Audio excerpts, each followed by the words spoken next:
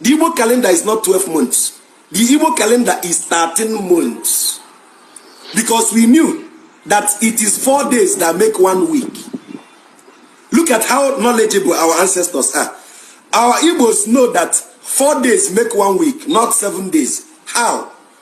They believe each day signifies each constant element that guides the cosmology.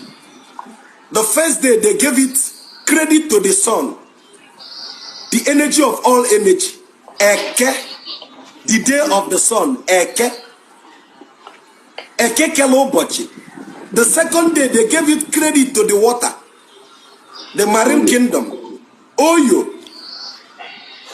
The third day, they gave credit to the land, the mother earth. They called it Afo. And the fourth day, they called it credit to the air we breathe.